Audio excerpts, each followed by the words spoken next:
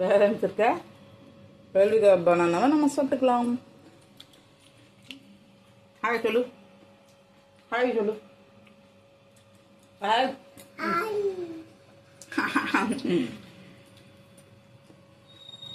அவங்க பார்க்குறாங்க என் கூட நான் எப்படி செய்கிறேன் என்னன்ட்டு.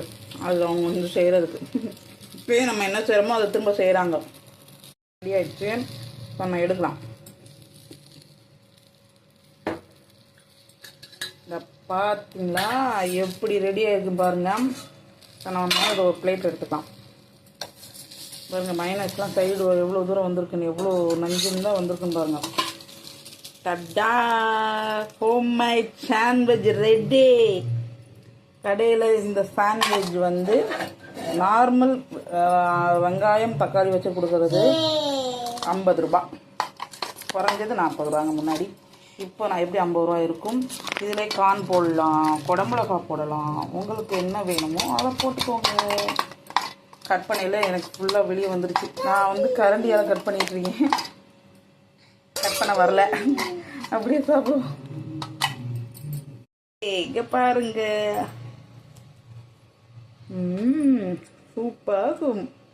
நீங்கள் ட்ரை பண்ணி பார்த்து எப்படி இருக்குன்னு சொல்லுங்கள். பீனட் பட்டர் இருக்குது, பனானா இருக்குது, அதை சாப்பிடும்போது காட்டுறேன் உங்களுக்கு. அடுத்த 2 சாண்ட்விச்சையும் நம்ம போட்டுட்டு வந்தோம். அந்த ஒரு சாண்ட்விச் நம்ம பண்ணிட்டு இருக்கலே வாய்க்குள்ளே போயிடுச்சு. நான் பேலன்ஸ் இருந்த வெள்ளரிக்காவையும் எடுத்து வந்துட்டோம். நம்ம மிச்சம் 2 சீஸ் எடுத்துருந்தோம். ஒரு 1.5 சீஸ் தான் போட்டுருந்தேன், இன்னும் 1.5 அரை இருந்தது. அதில் அரை தான் நானும் என் பாப்பா சாப்பிட்டோம். அரை இதை வந்து ப்ரெட்டு மேலே வச்சுட்டு மீதம் இருந்த சாசையும் ப்ரெட்டு மேலே வச்சுட்டு வந்துட்டேன். இப்போ இதையும் சாப்பிடலாம்.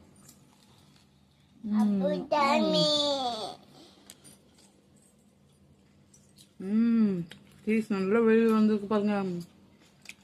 சூப்பராக இருக்கும். வாழைப்பழம் வச்சு ட்ரை பண்ணணும்னா வாழைப்பழம்.